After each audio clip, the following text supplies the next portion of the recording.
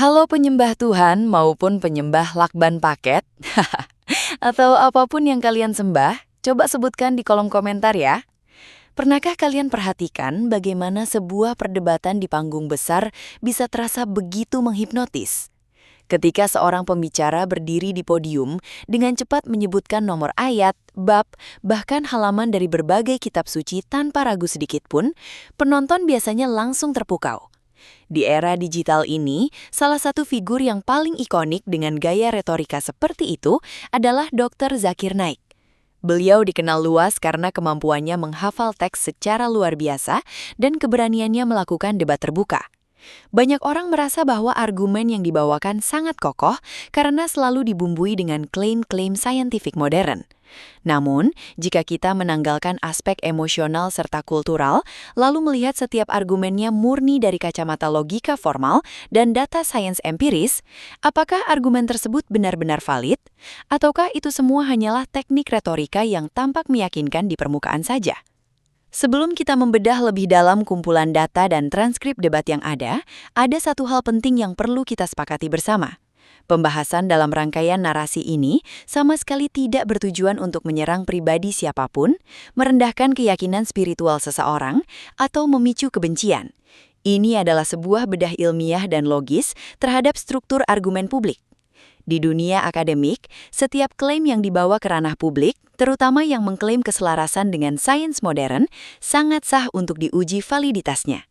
Tujuannya adalah untuk mengajak kita semua berpikir lebih kritis, objektif, dan melihat bagaimana sebuah kesimpulan ditarik dari premis-premis yang ada. Mari kita mulai perjalanan data ini dengan kepala dingin dan keterbukaan pikiran. Salah satu argumen paling populer yang sering digaungkan oleh Dr. Zakir Naik dalam berbagai ceramahnya adalah klaim bahwa kitab suci umat Islam telah memprediksi teori Big Bang jauh sebelum para ilmuwan modern menemukannya pada abad ke-20. Beliau seringkali mengutip sebuah ayat yang menyebutkan bahwa langit dan bumi dulunya adalah suatu yang padu, kemudian keduanya dipisahkan. Dalam retorikanya, beliau langsung menyimpulkan bahwa konsep terpadu lalu dipisahkan ini adalah deskripsi akurat dari singularitas kosmologis yang meledak atau mengembang menjadi alam semesta kita saat ini. Argumen ini sepintas terdengar sangat mencengangkan bagi orang awam, karena seolah-olah ada pengetahuan kosmologi modern dalam teks kuno dari abad ke-7. Namun, jika kita melakukan analisis komparatif secara literatur dan historis, klaim ini menghadapi ganjalan besar yang disebut dengan kecacatan logika retrospeksi selektif, atau sering dikenal sebagai Texas Sharpshooter Fallacy. Kecacatan logika ini terjadi ketika seseorang mengumpulkan data atau teks masa lalu yang maknanya sangat luas atau puitis, kemudian mencocokkannya secara paksa dengan penemuan ilmiah modern setelah penemuan itu terjadi. Juga kita melihat teks tersebut secara literal, konsep bahwa langit dan bumi dulunya menyatu lalu dipisahkan adalah tema mitologi penciptaan yang sangat umum di wilayah Timur Tengah kuno dan peradaban sekitarnya ribuan tahun sebelum abad ke-7. Misalnya dalam mitologi penciptaan Sumeria kuno, epik Enuma Elish menggambarkan dewa yang memisahkan langit dan bumi yang tadinya menyatu. Begitu pula dalam kosmologi Mesir kuno, di mana dewa udara, Shu, memisahkan dewi langit, Nut, dari dewa bumi, Geb. Jadi, narasi tentang pemisahan langit dan bumi bukanlah informasi yang unik atau baru pada zamannya, melainkan sebuah pandangan kosmologi kuno yang lazim di masa itu untuk menjelaskan dunia yang mereka lihat secara kasat mata. Secara sains, menyamakan konsep pemisahan langit dan bumi dengan teori Big Bang juga keliru secara mendasar. Teori Big Bang tidak menyatakan bahwa langit dan bumi dulunya menyatu dalam bentuk fisik yang kita kenal sekarang, lalu dipisahkan seperti membelah sepotong roti. Big Bang adalah sebuah model kosmologi yang menjelaskan ekspansi ruang waktu dari sebuah kondisi awal yang sangat padat dan panas sekitar 13,8 miliar tahun yang lalu. Pada saat Big Bang terjadi, jangankan bumi, atom-atom pertama pun belum terbentuk. Bumi baru terbentuk sekitar 4,5 miliar tahun yang lalu dari piringan akresi materi di sekitar matahari yang baru lahir. Artinya ada jeda sekitar 9 miliar tahun antara Big Bang dan terbentuknya bumi. menyatakan bahwa langit dan bumi dipisahkan pada awal penciptaan alam semesta, mengabaikan seluruh kronologi kosmologi modern. Disinilah letak bias konfirmasi yang sering dilakukan, di mana makna puitis dari kata-kata kuno diregangkan sedemikian rupa, agar tampak linier dengan sains, sambil mengabaikan ketidaksesuaian detail ilmiahnya. Argumen populer kedua yang sering dibawa oleh Dr. Zakir Naik adalah mengenai bentuk bumi. Dalam beberapa kesempatan, beliau berargumen bahwa kitab suci mengisyaratkan bentuk bumi yang bulat seperti telur. Beliau menggunakan kata dalam bahasa Arab, yaitu dahaha, yang terdapat dalam salah satu ayat, dan mengklaim bahwa akar kata tersebut merujuk pada telur burung unta. Dari sinilah beliau menarik kesimpulan ilmiah bahwa teks tersebut secara spesifik mengetahui bahwa bumi tidak hanya bulat sempurna, melainkan berbentuk agak lonjong atau geoid, mirip dengan telur burung unta yang rata di bagian kutubnya. Argumen ini seringkali mendapat tepuk tangan meriah karena terkesan menunjukkan keakuratan linguistik yang luar biasa. Mari kita bedah klaim linguistik dan sains ini secara objektif. Jika kita merujuk pada kamus-kamus bahasa Arab klasik yang diakui akademis, seperti Lisan al-Arab atau Lin's Lexicon, arti dasar dari kata dahaha adalah menghamparkan, meratakan, atau membentangkan. Kata ini digunakan untuk menggambarkan bagaimana seekor burung unta meratakan tanah atau pasir dengan kakinya sebelum ia bertelur di sana. Jadi, tempat yang diratakan itulah yang disebut udhiyah, bukan telur burung untanya itu sendiri. Klaim bahwa kata tersebut berarti telur burung unta adalah bentuk kecacatan logika yang disebut equivocation atau penyamaan makna secara keliru, di mana makna sebuah kata diubah atau digeser dari arti aslinya demi mendukung kesimpulan yang diinginkan sejak awal. Bahkan, jika kita mengabaikan masalah linguistik tersebut dan menerima klaim beliau demi sebuah argumen, pernyataan sainsnya justru kontradiktif. Bentuk bumi kita secara ilmiah disebut sebagai oblate spheroid, yaitu bulat yang agak pepat atau rata di bagian kutub-kutubnya dan menggelembung di bagian ekuator akibat gaya sentrifugal dari rotasi bumi. Sebaliknya, telur burung unta adalah prolate spheroid, yaitu bentuk yang memanjang di bagian ujung-ujungnya atau kutubnya. Dengan kata lain, bentuk telur burung unta justru adalah kebalikan dari bentuk bumi kita. Jika bumi berbentuk seperti telur burung unta, maka bumi akan menonjol di bagian kutub, bukan rata. Di sini kita melihat bagaimana sebuah argumen dibangun di atas landasan linguistik yang dipaksakan dan pemahaman sains yang kurang akurat, namun disajikan dengan intonasi yang sangat meyakinkan, sehingga penonton tidak sempat memikirkan validitas geometris dari objek yang sedang diperbandingkan. Kecenderungan untuk mencocokkan teks-teks ini secara retrospektif juga memicu masalah metodologis besar. Jika sebuah teks dianggap ilmiah karena bisa dicocokkan dengan sains modern, bagaimana jika di kemudian hari teori sains tersebut direvisi atau digantikan oleh model yang lebih akurat? Sains adalah proses yang terus berkembang, mengoreksi diri, dan berbasis pada bukti empiris yang konstan. Mengikat kebenaran sebuah teks mutlak pada teori sains kontemporer yang dinamis justru sangat beresiko dari sudut pandang epistemologi. Ketika sains bergerak maju, klaim-klaim pencocokan paksa ini seringkali tertinggal dan menyisakan inkonsistensi logis yang semakin nyata bagi mereka yang bersikap kritis. Melanjutkan pengumpulan data berikutnya, kita seringkali menemukan argumen populer lain yang berfokus pada benda-benda langit, khususnya mengenai cahaya matahari dan bulan. Dalam banyak kesempatan, Dr. Zakir Naik menjelaskan bahwa teks kitab suci menggunakan kata yang berbeda untuk menggambarkan cahaya keduanya. Matahari disebut sebagai siraj atau wahaj, yang berarti obor atau lampu yang membakar, sedangkan bulan disebut sebagai nur atau munir, yang diartikan sebagai cahaya pinjaman atau pantulan. Dari perbedaan diksi ini, beliau menyimpulkan bahwa teks tersebut memiliki akurasi ilmiah yang luar biasa karena sudah mengetahui bahwa bulan tidak memancarkan cahayanya sendiri, melainkan hanya memantulkan cahaya matahari jauh sebelum sains modern membuktikannya. Namun jika kita memeriksa data kebahasaan dan sejarah secara objektif, kesimpulan tersebut menghadapi tantangan serius. Secara linguistik, kata nur dalam bahasa Arab klasik sebenarnya berarti cahaya secara umum, baik itu cahaya yang bersumber dari dirinya sendiri maupun cahaya pantulan. Kata ini tidak secara inheren mengandung arti pantulan secara spesifik dalam struktur bahasanya. Sebagai contoh data komparatif, kata yang sama juga digunakan dalam teks untuk menggambarkan entitas spiritual atau ketuhanan sebagai sumber cahaya bagi langit dan bumi. Jika kita memaksakan bahwa kata tersebut harus berarti cahaya pantulan atau cahaya pinjaman, maka secara logis hal itu akan menimbulkan kontradiksi teologis yang besar, karena itu berarti entitas spiritual tersebut mendapatkan cahayanya dari sumber lain. Disinilah terjadi kecacatan logika yang disebut special pleading atau pembelaan khusus, di mana makna sebuah kata diartikan secara sangat spesifik dan ilmiah dalam satu ayat untuk mencocokkan dengan sains, namun makna spesifik tersebut diabaikan di ayat lain ketika maknanya tidak lagi cocok. Dari sisi data sejarah, klaim bahwa manusia baru mengetahui bulan memantulkan cahaya matahari pada zaman modern juga merupakan sebuah kekeliruan fakta sejarah yang mendasar. Berabad-abad sebelum abad ke-7, para astronom dan filsuf kuno sudah memahami fenomena ini dengan sangat baik melalui pengamatan empiris sederhana, seperti melihat fase-fase bulan dan gerhana. Thales dari Miletus pada abad ke-6 sebelum Masehi, Anaxagoras pada abad ke-5 sebelum Masehi, hingga Aristoteles dan Ptolemy, semuanya mencatat secara eksplisit dalam karya-karya mereka bahwa bulan bersinar karena menerima cahaya dari matahari. Oleh karena itu, pengetahuan bahwa matahari adalah sumber cahaya utama yang panas seperti obor dan bulan adalah benda langit yang lebih redup dan menerima cahaya bukanlah informasi yang asing bagi masyarakat dunia kuno.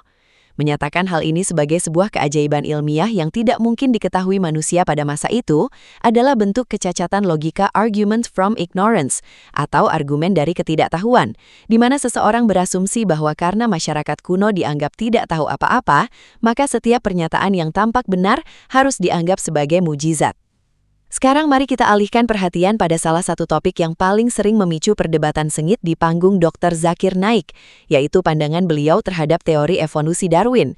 Dalam berbagai ceramahnya, beliau seringkali menolak mentah-mentah teori evolusi dengan argumen yang sangat khas, yaitu menyatakan bahwa evolusi hanya sebuah teori dan bukan sebuah fakta. Beliau juga sering mengutip bahwa Charles Darwin sendiri memiliki keraguan terhadap teorinya, serta kerap membawa contoh-contoh pemalsuan fosil di masa lalu, seperti kasus Piltdown Man, untuk membangun narasi bahwa seluruh landasan ilmiah evolusi adalah sebuah kebohongan besar yang rapuh. Gaya penyampaian yang jenaka dan penuh percaya diri ini seringkali membuat penonton tertawa dan langsung menganggap bahwa teori evolusi memang tidak memiliki dasar ilmiah. Disinilah kita perlu membedah tumpukan data sains mengenai apa arti kata teori dalam dunia akademik. Dalam percakapan sehari-hari, kata teori seringkali diartikan sebagai sebuah tebakan, spekulasi, atau firasat yang belum terbukti. Namun, dalam sains, sebuah teori ilmiah berada di kasta tertinggi dalam hierarki pengetahuan. Teori adalah sebuah kerangka penjelasan yang sangat kokoh yang dibangun berdasarkan kumpulan fakta, data eksperimen, hukum alam, dan telah diuji secara ketat oleh komunitas ilmiah global. Contohnya adalah teori gravitasi, teori kuman penyakit, dan teori tektonik lempeng. Tidak ada ilmuwan yang meragukan gravitasi hanya karena ia disebut teori gravitasi. Ketika Dr. Zakir Naik menyamakan istilah teori dalam sains dengan istilah teori dalam obrolan warung kopi, beliau sedang melakukan kecacatan logika equivocation atau equivokasi, yaitu menggunakan satu kata yang sama tetapi dengan dua makna yang berbeda dalam satu argumen untuk mengecoh audiens. Lebih lanjut, argumen beliau yang menyerang teori evolusi dengan menggunakan kasus Piltdown Man adalah sebuah bentuk kecacatan logika straw man fallacy atau argumen manusia jerami, di mana seseorang membuat sebuah representasi yang salah atau usang dari argumen lawan, lalu menyerang representasi palsu tersebut seolah-olah sedang meruntuhkan seluruh argumen lawan. Kasus Piltdown Man memang merupakan sebuah penipuan fosil yang terjadi pada awal abad ke-20. Namun, data sejarah mencatat bahwa yang membongkar penipuan tersebut bukanlah para kritikus agama, melainkan komunitas ilmuwan evolusi itu sendiri pada tahun 1953 melalui pengujian fluorin yang lebih maju. Menolak seluruh validitas biologi evolusioner modern yang berbasis pada genetika abad ke-21 hanya karena satu kasus penipuan di tahun 1912 adalah generalisasi yang sangat keliru. Data sains modern menunjukkan bahwa bukti utama evolusi saat ini tidak lagi hanya bergantung pada potongan-potongan fosil yang sering beliau sebut sebagai missing links. Bukti paling mutakhir dan tidak terbantahkan justru datang dari ruang laboratorium genetika dan biologi molekuler. Melalui pemetaan DNA, para ilmuwan menemukan bahwa semua makhluk hidup berbagi kode genetik yang universal. Manusia dan simpanse misalnya berbagi sekitar 98% kesamaan DNA fungsional. Lebih spesifik lagi, terdapat data mengenai endogenous retroviruses, yaitu sisa-sisa materi genetik virus purba yang terintegrasi ke dalam DNA nenek moyang kita jutaan tahun lalu. Fakta bahwa manusia dan primata lain memiliki ERV yang sama persis di lokasi kromosom yang sama persis adalah bukti genetika yang tak terbantahkan mengenai adanya nenek moyang bersama atau common ancestor. Argumen-argumen molekuler dan genetika yang konkret seperti inilah yang hampir tidak pernah disentuh atau dibahas secara mendalam dalam retorika Dr. Zakir Naik di atas panggung, karena memang jauh lebih mudah menyerang teori evolusi menjadi narasi manusia berasal dari kera di depan audiens awam. Melanjutkan bedah data kita ke topik sains bumi, ada satu argumen yang sering kali memukau audiens dalam ceramah Dr. Zakir Naik, yaitu mengenai siklus air. Dalam narasinya, beliau sering menyatakan bahwa konsep siklus air modern, mulai dari penguapan, pembentukan awan, hingga terjadinya hujan, baru dijelaskan secara akurat oleh seorang ilmuwan bernama Bernard Palissy pada tahun 1580. Beliau kemudian membandingkannya dengan teks-teks abad ke-7 yang menyebutkan tentang angin yang mengawinkan awan, air yang turun dari langit, dan penyimpanan air di dalam tanah. Dari perbandingan ini, diambil kesimpulan bahwa teks kuno tersebut memiliki pengetahuan hidrologi yang mendahului zamannya, karena masyarakat abad ke-7 tidak mungkin memahami mekanisme penguapan dan kondensasi yang rumit tersebut. Jika kita memeriksa lembaran sejarah sains secara menyeluruh, klaim bahwa manusia baru memahami siklus air pada abad ke-16 adalah sebuah reduksi data sejarah yang sangat besar. Jauh sebelum abad ke-7, para filsuf dan ilmuwan dari berbagai peradaban kuno telah mengamati dan menulis tentang siklus air dengan cukup detail. Thales dari Miletus pada abad ke-6 sebelum Masehi sudah mengemukakan ide dasar tentang siklus air. Lebih spesifik lagi, Aristoteles menulis karya berjudul Meteorologica pada abad ke-4 sebelum Masehi. Dalam buku tersebut, Aristoteles menjelaskan dengan sangat gamblang bagaimana matahari memanasi air di bumi, menyebabkannya naik sebagai uap, lalu ketika uap tersebut mendingin di atas, ia mengkondensasi kembali menjadi air dan jatuh sebagai hujan yang kemudian membentuk sungai dan kembali ke laut. Data sejarah ini menunjukkan bahwa pemahaman dasar siklus air sudah menjadi pengetahuan umum di dunia akademik Mediterania dan sekitarnya berabad-abad sebelum teks abad ke-7 ditulis. Kecacatan logika yang terjadi di sini adalah cherry picking yang dipadukan dengan argument of ignorance. Dr. Zakir Naik memilih satu nama ilmuwan barat dari abad ke-16 untuk dijadikan standar awal mula sains modern tentang siklus air, sambil mengabaikan seluruh literatur ilmiah kuno dari Yunani, Romawi kuno, bahkan India kuno yang sudah membahas subjek yang sama secara mendalam. Selain itu, jika kita melihat teks abad ke-7 yang dikutip, deskripsi yang diberikan sebenarnya bersifat fenomenologis, yaitu menceritakan apa yang terlihat oleh mata telanjang manusia secara puitis, seperti awan yang bergerak, angin, dan hujan. Mengklaim teks tersebut sebagai rumus hidrologi modern adalah sebuah lompatan logika yang tidak didukung oleh metodologi penafsiran yang konsisten. Argumen berikutnya yang tidak kalah populer dan sering memicu perbincangan hangat di kalangan komunitas sains adalah klaim mengenai fungsi gunung sebagai pasak bumi. Dr. Zakir Naik seringkali mengutip ayat yang menyebutkan bahwa gunung-gunung diciptakan sebagai pasak atau autat, agar bumi tidak berguncang bersama manusia. Beliau kemudian menghubungkan metafora pasak ini dengan konsep geologi modern yang disebut isostasi, di mana gunung memiliki akar yang tertanam jauh di dalam kerak bumi untuk menjaga keseimbangan. Beliau menyimpulkan bahwa sains modern mendukung klaim tersebut, bahwa tanpa gunung, permukaan bumi akan menjadi sangat tidak stabil dan terus-menerus berguncang hebat. Namun, mari kita serahkan argumen ini kepada data dari ilmu geologi modern dan tektonik lempeng. Dalam sains geologi, gunung sama sekali tidak berfungsi sebagai pasak yang memaku atau menstabilkan kerak bumi agar tidak bergerak. Yang terjadi justru sebaliknya. Gunung adalah hasil dari pergerakan tektonik yang sangat masif. Gunung-gunung besar, seperti pegunungan Himalaya, terbentuk karena adanya kolisi atau tabrakan antara dua lempeng tektonik. Dalam hal ini, lempeng India dan lempeng Eurasia.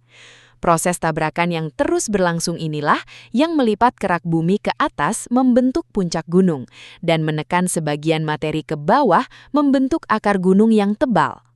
Dari sudut pandang seismologi, klaim bahwa gunung mencegah bumi dari guncangan atau gempa bumi secara faktual bertentangan dengan realitas geografis. Wilayah di sekitar pegunungan justru merupakan zona yang paling aktif secara seismik di planet ini. Gempa bumi paling sering dan paling kuat terjadi di sepanjang batas lempeng tektonik, tempat di mana gunung-gunung itu berada dan sedang tumbuh. Pegunungan seperti Himalaya, Andes, atau cincin api Pasifik adalah daerah yang paling rawan gempa bumi, bukan daerah yang tenang tanpa guncangan. Menyatakan bahwa gunung berfungsi menstabilkan bumi dari guncangan, mengabaikan hukum fisika tektonik lempeng. Kecacatan logika dalam argumen gunung sebagai pasak ini disebut sebagai false cause atau sebab yang keliru dan misrepresentation of scientific terms. Dr. Zakir Naik mengambil istilah ilmiah seperti isostasi yang sebenarnya hanya menjelaskan prinsip daya apung hidrostatik kerak bumi di atas mantel yang plastis, lalu memelintirnya seolah-olah itu berarti menahan guncangan gempa bumi seperti paku pada papan kayu. Penggunaan analogi visual yang sederhana seperti pasak sangat efektif di atas panggung karena mudah dibayangkan oleh audiens awam. Namun ketika dihadapkan pada data empiris peta gempa bumi dunia, argumen tersebut kehilangan pijakan ilmiahnya secara total. Masalah metodologis yang terus berulang dalam rangkaian argumen seperti ini adalah adanya standar ganda dalam menilai sains.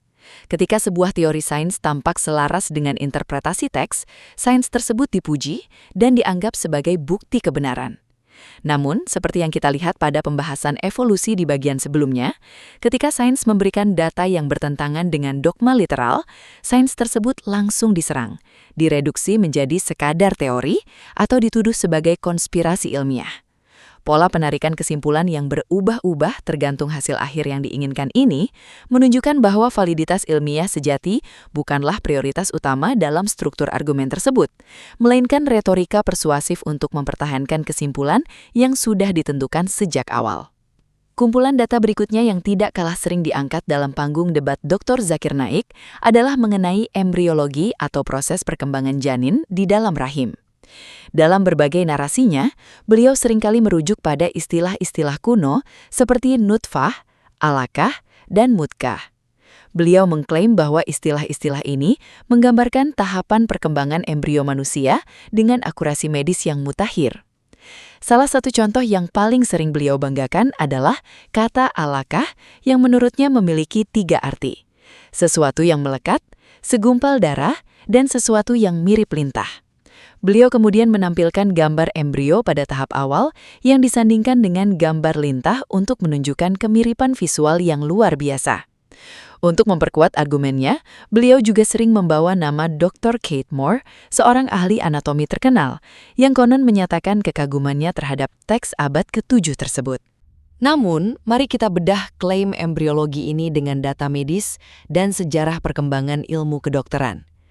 Jika kita memeriksa urutan perkembangan janin yang disebutkan dalam teks-teks tersebut, di mana dinyatakan bahwa sperma berubah menjadi sesuatu yang melekat, lalu menjadi segumpal daging, kemudian dibentuk menjadi tulang belulang, dan akhirnya tulang belulang itu dibungkus dengan daging, sains modern justru menunjukkan kronologi yang berbeda. Dalam ilmu embriologi molekuler, perkembangan tulang dan otot atau daging terjadi secara simultan atau bersamaan dari lapisan mesoderm yang sama, khususnya melalui struktur yang disebut somit. Tidak pernah ada fase dalam perkembangan embrio di mana sebuah sistem kerangka tulang belulang yang keras terbentuk terlebih dahulu secara utuh, lalu dibiarkan telanjang, kemudian baru dibungkus oleh jaringan otot di tahap berikutnya. Keduanya tumbuh dan berkembang bersama-sama sebagai satu kesatuan sistem muskuloskeletal. Selain itu, jika kita melihat makna alakah sebagai segumpal darah, hal ini secara medis tidak akurat. Embrio manusia pada tahap awal sama sekali bukan berupa gumpalan darah statis atau darah yang membeku. Embrio adalah sebuah struktur sel hidup yang sangat aktif dan terorganisir dari tahap blastokista hingga gastrula. Menyebutnya sebagai gumpalan darah adalah refleksi dari pengamatan mata telanjang manusia zaman kuno ketika melihat keguguran spontan pada usia kehamilan muda, di mana yang tampak keluar memang dominan berupa gumpalan darah. Disinilah terjadi kecacatan logika retrospeksi selektif, di mana kemiripan visual yang dangkal, seperti bentuk embrio yang sekilas mirip lintah, dipaksakan sebagai kebenaran ilmiah mutakhir, sementara ketidakakuratan detail kronologi biologisnya diabaikan begitu saja. Dari sisi sejarah medis, klaim bahwa pengetahuan ini belum pernah ada sebelum abad ke-7 juga runtuh ketika dihadapkan dengan data literatur kuno. Sekitar 500 tahun sebelum abad ke-7, seorang dokter legendaris asal Yunani bernama Galen atau Claudius Galenus telah menulis sebuah risalah medis mengenai pembentukan janin. Dalam karyanya, Galen membagi perkembangan embrio ke dalam 4 tahapan yang sangat mirip, yaitu tahap pertama adalah semen, tahap kedua adalah pengisian darah, di mana embrio belum berbentuk daging tapi sudah hidup, tahap ketiga adalah pembentukan siluet tubuh dan tulang, dan tahap keempat adalah pembentukan organ dan otot yang membungkus tulang tersebut. Risalah-risalah medis Galen ini telah diterjemahkan ke dalam bahasa Suryani dan bahasa Arab oleh para tabib di sekolah kedokteran terkenal, seperti Gunde Shapur jauh sebelum abad ke-7. Jadi, narasi embriologi yang dibawakan oleh Dr. Zakir Naik sebenarnya bukanlah data ilmiah modern yang turun dari langit, melainkan pengulangan dari pemahaman medis kuno era Yunani Romawi yang sudah beredar luas di wilayah tersebut. Kecacatan logika lain yang sangat kental dalam argumen embriologi beliau adalah argumentum ad verecundiam atau appeal to authority atau klaim berbasis otoritas. Dr. Zakir Naik berkali-kali menggunakan nama Dr. Keith Moore sebagai tameng akademis untuk memvalidasi argumennya di depan audiens. Beliau memanfaatkan posisi Dr. Moore sebagai profesor terkenal untuk memberi kesan bahwa seluruh komunitas sains setuju dengan klaimnya. Namun, dalam metodologi ilmiah, kebenaran sebuah data tidak ditentukan oleh pernyataan satu orang ilmuwan di sebuah konferensi, melainkan oleh konsensus ilmiah global yang berbasis pada peninjauan sejawat atau peer review. Data sejarah juga mencatat bahwa Dr. Keith Moore sendiri di kemudian hari bersikap lebih berhati-hati dan merevisi keterlibatannya, sementara buku teks embriologi standar internasional yang beliau tulis untuk mahasiswa kedokteran tetap menggunakan terminologi medis murni tanpa memasukkan istilah-istilah teologis tersebut. Mari kita beralih ke data berikutnya yang juga sangat populer dalam video-video pendek Dr. Zakir Naik, yaitu klaim mengenai pertemuan dua lautan.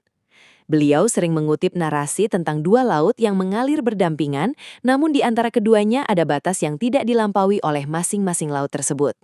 Beliau mengaitkan hal ini dengan fenomena oceanografi fisik seperti yang terjadi di Selat Gibraltar, di mana air dari Laut Mediterania dan Samudra Atlantik bertemu tetapi tampak memiliki garis batas yang jelas karena perbedaan salinitas atau kadar garam, suhu, dan densitas atau massa jenis. Menurut beliau, sains modern baru menemukan fenomena dinding air tidak kasat mata ini baru-baru ini melalui kapal-kapal riset canggih, sehingga keberadaan teks tersebut dianggap sebagai bukti pengetahuan supranatural. Data dari ilmu oceanografi fisik menceritakan realitas yang sangat berbeda dari narasi romantis tersebut. Dua lautan dengan karakteristik berbeda yang bertemu di Selat Gibraltar, Teluk Alaska, atau tempat lainnya sama sekali tidak terpisah secara permanen oleh sebuah dinding mistis. Air dari kedua samudra tersebut terus-menerus bercampur atau mixing melalui proses difusi, arus bawah laut, dan turbulensi yang disebabkan oleh angin serta pasang surut air laut. Air laut Mediterania yang lebih dadak dan asin memang tenggelam di bawah air Atlantik, yang lebih ringan. Namun mereka tetap saling bertukar materi dan energi setiap detiknya. Jika kedua air laut tersebut benar-benar tidak bercampur dan memiliki pembatas yang tidak bisa ditembus, maka siklus termohalin global, yaitu sistem ban berjalan raksasa yang mengalirkan air dan panas ke seluruh samudra di bumi, akan berhenti berfungsi, yang pada gilirannya akan mengacaukan iklim seluruh planet.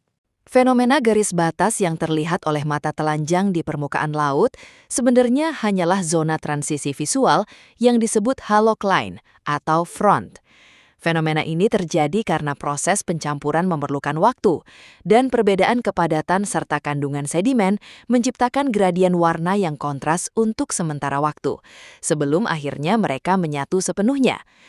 Menarik kesimpulan bahwa kedua laut tersebut tidak bercampur sama sekali adalah bentuk kecacatan logika, misrepresentation of scientific facts.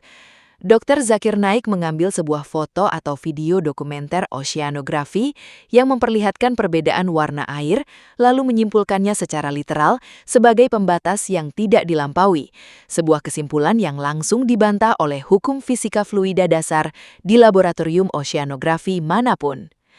Selain itu, argumen ini lagi-lagi mengabaikan data sejarah pelayaran manusia kuno. Manusia telah menjadi pelaut selama ribuan tahun sebelum abad ke-7. Para pelaut kuno yang melintasi Selat Gibraltar, Laut Merah atau daerah pertemuan sungai dan laut atau estuari, tentu sudah sering melihat dengan mata kepala sendiri bagaimana air dengan warna, kekentalan dan rasa yang berbeda bertemu tanpa langsung menyatu. Mereka tidak membutuhkan teknologi sonar atau satelit abad 20 hanya untuk melihat fenomena permukaan air yang berbeda warna. Menyajikan fenomena alam yang kasat mata ini sebagai sebuah misteri sains yang tidak terpecahkan oleh manusia zaman dulu adalah strategi retorika yang mengandalkan bias ketidaktahuan audiens demi menciptakan efek kagum yang semu. Sekarang, mari kita bedah kumpulan data kelima yang membawa kita pada pembahasan unsur kimia dan biologi. Salah satu argumen yang sering kali memancing decak agum dalam ceramah Dr. Zakir Naik adalah mengenai asal-usul unsur besi di bumi. Beliau sering mengutip sebuah ayat yang menggunakan kata anzalna, yang secara harfiah berarti kami turunkan ketika membahas tentang besi yang memiliki kekuatan hebat dan manfaat bagi manusia. Dr. Zakir Naik kemudian menghubungkan diksi diturunkan ini dengan data astrofisika modern mengenai proses nukleosintesis. Beliau menjelaskan bahwa bumi di masa purba tidak memiliki energi yang cukup untuk memproduksi atom besi sendiri. Karena pembentukan besi membutuhkan suhu ekstrim yang hanya ada pada ledakan bintang raksasa atau supernova. Oleh karena itu, besi memang secara harfiah diturunkan dari luar angkasa melalui meteorit yang menghantam bumi semiliar tahun lalu. Argumen ini disajikan sebagai sebuah bukti keakuratan kata yang sangat spesifik dan ilmiah. Namun, mari kita uji konsistensi argumen ini dengan menggunakan data kebahasaan secara menyeluruh dari teks yang sama. Jika kita memeriksa penggunaan kata anzala atau anzalna dalam seluruh teks, kata ini sebenarnya adalah sebuah idiom linguistik yang umum digunakan untuk menggambarkan pemberian, penyediaan, atau penciptaan nikmat dari otoritas yang lebih tinggi kepada manusia. Sebagai contoh data komparatif, kata yang sama persis juga digunakan dalam ayat lain untuk menggambarkan diturunkannya pakaian, libas, untuk menutupi aurat, diturunkannya hewan ternak al-an'am yang berkaki 4, serta diturunkannya makanan. Jika kita menggunakan standar logika Dr. Zakir Naik bahwa kata diturunkan harus diartikan secara sains astrofisika sebagai benda yang jatuh dari luar angkasa melalui meteorit, maka kita secara logis harus menyimpulkan bahwa sapi, kambing, dan pakaian kain juga ditempa di dalam inti bintang supernova lalu dijatuhkan dari langit ke permukaan bumi. Tentu saja, tidak ada ilmuwan yang mengklaim bahwa hewan ternak jatuh dari luar angkasa. Disinilah letak kecacatan logika yang disebut special pleading atau pembelaan khusus. Dr. Zakir Naik memperlakukan kata diturunkan sebagai sebuah keajaiban astrofisika yang literal ketika membahas besi, namun langsung memperlakukannya sebagai bahasa metafora yang puitis ketika kata yang sama digunakan untuk hewan ternak atau pakaian. Selain itu, dari sudut pandang sains geokimia, menyatakan besi sebagai satu-satunya unsur yang unik karena datang dari luar angkasa juga kurang akurat. Faktanya, seluruh unsur berat di bumi yang lebih berat daripada hidrogen dan helium, termasuk karbon di dalam tubuh kita, oksigen yang kita hirup, kalsium di tulang kita, hingga emas dan platinum, semuanya terbentuk melalui proses nukleosintesis di dalam bintang-bintang purba yang meledak miliaran tahun lalu sebelum sistem tata surya kita terbentuk. Bumi kita sendiri terbentuk dari akumulasi debu-debu bintang tersebut. Jadi, bukan hanya besi yang berasal dari luar angkasa, melainkan seluruh materi penyusun planet bumi ini, termasuk tubuh kita sendiri. Mengisolasi besi seolah-olah ia memiliki skenario kedatangan yang berbeda adalah bentuk distorsi terhadap data sains. Data berikutnya yang seringkali dijadikan senjata retorika yang kuat oleh Dr. Zakir Naik adalah mengenai dunia serangga, khususnya gender dari lebah pekerja. Beliau sering menceritakan bagaimana teks abad ke-7 menggunakan kata kerja dalam bentuk feminin ketika memerintahkan lebah untuk mencari makan dan membangun sarang. Beliau kemudian membandingkannya dengan pandangan masyarakat kuno, termasuk para ilmuwan Yunani seperti Aristoteles yang selama berabad-abad mengira bahwa pemimpin dan pekerja di dalam koloni lebah adalah pejantan, sehingga mereka menggunakan istilah Raja Lebah. Dr. Zakir Naik menyimpulkan bahwa teks tersebut memiliki akurasi entomologi yang luar biasa karena sudah mengetahui bahwa lebah pekerja yang membangun sarang dan mengumpulkan nektar adalah lebah betina, sebuah fakta yang baru dibuktikan oleh sains modern melalui pengamatan mikroskopis. Untuk membedah klaim ini secara objektif, kita perlu melihat data dari struktur tata bahasa Arab klasik atau Nahu. Dalam bahasa Arab, semua kata benda atau isim dibagi menjadi dua kategori gender, maskulin atau mudzakkar dan feminin atau muannas. Hewan-hewan kecil atau serangga dalam bahasa Arab seringkali dikelompokkan sebagai kata benda kolektif atau ismul jins yang secara otomatis mengambil bentuk tata bahasa feminin tunggal atau muannas majazi ketika merujuk pada tindakan kelompok tersebut, tanpa memandang jenis kelamin biologis dari hewan yang bersangkutan.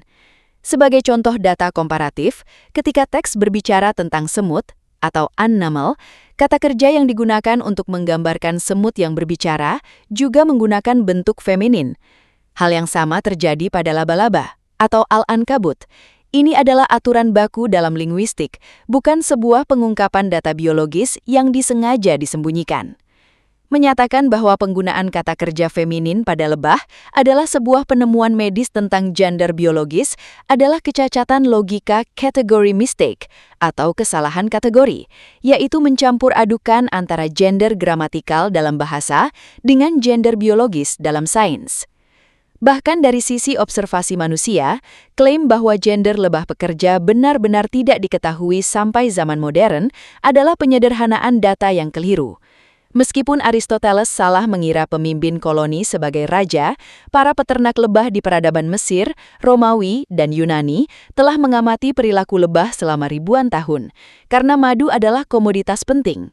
Beberapa penulis kuno seperti Xenophon pada abad ke-4 sebelum Masehi dalam karyanya Okonomicus bahkan sudah menggunakan analogi ibu lebah atau lebah ratu untuk menggambarkan struktur kepemimpinan di dalam sarang lebah karena mereka melihat aktivitas reproduksinya.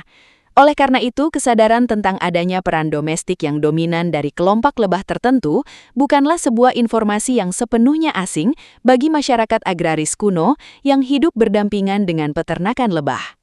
Melangkah ke data berikutnya, kita seringkali disuguhkan dengan argumen mengenai keajaiban numerik atau keserasian matematika di dalam teks. Dr. Zakir Naik, beserta beberapa pendebat yang sejalan dengannya, sering mengklaim bahwa terdapat keseimbangan statistik yang mustahil terjadi secara kebetulan dalam jumlah pengulangan kata-kata tertentu.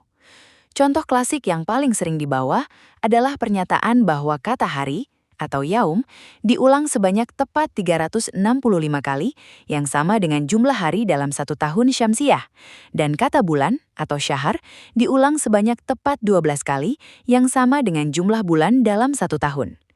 Pola-pola angka ini disajikan sebagai sebuah rancangan matematis yang sangat presisi yang membuktikan bahwa teks tersebut tidak diubah dan memiliki struktur supranatural. Mari kita bedah klaim numerik ini dengan menggunakan data statistik empiris dan filologi linguistik. Ketika para peneliti independen dan ahli bahasa melakukan perhitungan ulang secara manual maupun menggunakan perangkat lunak analisis teks digital terhadap seluruh teks, angka 365 dan 12 tersebut ternyata tidak muncul begitu saja. Untuk mendapatkan angka tepat 365 pada kata hari, seseorang harus melakukan metode penghitungan yang sangat selektif. Mereka hanya menghitung kata yaum dalam bentuk tunggal atau singular yang berdiri sendiri. Namun, mereka sengaja membuang dan tidak menghitung variasi kata kerja yang sama dalam bentuk ganda yang berarti 2 hari atau bentuk jamak yang berarti hari-hari. Sebaliknya, pada kata-kata lain yang ingin dicocokkan dalam klaim numerik yang berbeda, bentuk jamak dan kata turunannya justru ikut dihitung agar totalnya mencapai angka yang diinginkan. Aktivitas memanipulasi kriteria inklusi dan eksklusi data ini dalam ilmu statistik disebut sebagai kecacatan logika data dredging atau Texas Sharpshooter Fallacy. Seseorang mengamati sekumpulan data yang sangat besar, mencari pola-pola acak yang tampaknya menarik, lalu membuat aturan penghitungan khusus secara retrospektif agar data tersebut pas dengan kesimpulan yang ingin mereka pamerkan. Jika kita menerapkan metodologi yang konsisten tanpa tebang pilih, yaitu menghitung seluruh variasi kata hari dalam segala bentuk gramatikalnya, maka total pengulangannya akan jauh melebihi angka 365. Keajaiban numerik ini runtuh seketika saat standar pengujian yang ketat dan transparan diterapkan, menyisakan sebuah realitas bahwa angka-angka tersebut hanyalah hasil dari pencocokan paksa yang dirancang untuk audiens yang tidak akan memeriksa kembali indeks kata di dalam kamus. Kumpulan data terakhir yang tidak boleh kita lewatkan dalam menganalisis seluruh pola debat Dr. Zakir Naik adalah teknik retorika makro yang beliau gunakan di atas panggung. Dalam dunia debat formal dan psikologi komunikasi, gaya penyampaian beliau seringkali mencerminkan fenomena yang disebut Gish Gallop. Ini adalah sebuah taktik debat di mana seorang pembicara membombardir audiens atau lawan bicara dengan rentetan argumen, kutipan angka, nomor ayat, dan klaim ilmiah dalam jumlah yang sangat banyak dan tempo yang sangat cepat. Tujuannya bukan untuk memberikan penjelasan yang mendalam atau teruji, melainkan untuk membuat lawan debat atau audiens merasa kewalahan secara kognitif. Karena keterbatasan waktu dalam sebuah sesi tanya-jawab, hampir mustahil bagi siapapun untuk membantah atau memverifikasi puluhan klaim tersebut satu persatu di tempat. Akibatnya, penonton yang pulang dari acara tersebut membawa kesan psikologis bahwa sang pembicara memiliki argumen yang sangat banyak dan tak terbantahkan. Padahal jika setiap poin dibedah dengan tenang menggunakan data empiris seperti yang kita lakukan sepanjang rangkaian narasi ini, struktur argumen tersebut justru rapuh dan penuh dengan kecacatan logika. Selain itu, keberhasilan retorika ini juga didukung oleh apa yang disebut dalam psikologi kognitif sebagai halo effect dan authority bias. Ketika seseorang tampil dengan pakaian formal yang khas, berbicara dengan nada suara yang berwibawa, dan menunjukkan kemampuan memori jangka panjang yang luar biasa dengan menghafal ribuan halaman teks lengkap dengan nomor babnya, otak manusia secara otomatis cenderung mengasumsikan bahwa orang tersebut juga merupakan ahli yang valid dalam bidang sains lain, seperti astrofisika, biologi molekuler, geologi, dan oseanografi. Padahal, kapasitas menghafal teks secara akurat adalah keterampilan kognitif yang sama sekali berbeda dengan pemahaman mendalam terhadap metodologi penelitian sains empiris. Sains menuntut pengujian hipotesis, peninjauan sejawat, skeptisisme yang ketat, dan kesiapan untuk merevisi kesimpulan jika ditemukan bukti baru. Ketika retorika panggung mencampur adukan antara otoritas tekstual dan otoritas saintifik, audiens awam seringkali terjebak dalam ilusi kebenaran yang semu. Jika kita menarik benang merah dari seluruh kumpulan data yang telah kita bedah sejak awal, mulai dari klaim Big Bang, bentuk bumi, cahaya bulan, teori evolusi, siklus air, gunung sebagai pasak, embriologi, dua lautan yang tidak bercampur, asal-usul besi, gender lebah, dan keajaiban numerik, kita dapat melihat sebuah pola metodologis yang konstan. Pola tersebut adalah penggunaan sains hanya sebagai alat pembenaran sekunder, bukan sebagai fondasi pencarian kebenaran yang jujur. Ada kecenderungan yang kuat untuk menggunakan standar ganda. Sains langsung dipeluk erat ketika bahasanya bisa diregangkan agar tampak cocok dengan teks purba, namun sains yang sama akan langsung ditolak, diejek, atau dianggap sebagai teori yang belum terbukti ketika datanya bertentangan dengan keyakinan literal. Pendekatan seperti ini secara akademis tidak objektif, karena sains tidak bisa dipilih-pilih seperti menu makanan di restoran sesuai dengan selera pribadi atau kebutuhan teologis sesaat. Melalui analisis data dan struktur logika ini, kita diajak untuk melihat pentingnya memiliki kemampuan berpikir kritis di tengah banjir informasi era digital. Berpikir kritis bukan berarti kita harus menjadi orang yang sinis, pembenci, atau tidak menghargai pilihan spiritual orang lain. Sama sekali bukan. Berpikir kritis adalah sebuah perangkat mental yang melindungi diri kita agar tidak mudah terpesona oleh keindahan retorika, kecepatan berbicara, atau klaim-klaim bombastis yang tampaknya ilmiah, namun ternyata kosong dari substansi empiris ketika diuji. Ketika sebuah argumen dibawa ke ranah publik dan mengklaim dirinya selaras dengan sains modern, maka argumen tersebut secara otomatis harus siap diukur dengan penggaris sains yang sama, tanpa meminta perlakuan khusus atau pembelaan emosional.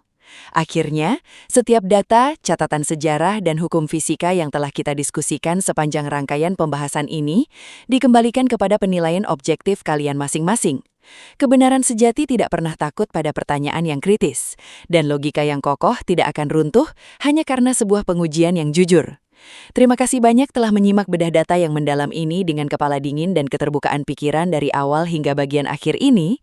Jika kalian adalah tipe orang yang menghargai diskusi berbasis data, menyukai analisis yang rasional, dan ingin terus mengasah ketajaman berpikir kritis tanpa terjebak dalam debat emosional yang kusut, pastikan kalian untuk memberikan dukungan penuh pada ruang diskusi ini. Silakan klik tombol like, bagikan pandangan kalian secara sopan di kolom komentar bawah, dan jangan lupa untuk menekan tombol subscribe serta nyalakan lonceng notifikasi di channel kita, Silent Majority. Mari kita bersama-sama memperluas ruang bagi suara-suara yang tenang, rasional, dan berbasis pada data yang valid di tengah bisingnya klaim tanpa dasar. Sampai jumpa di pembahasan data menarik berikutnya.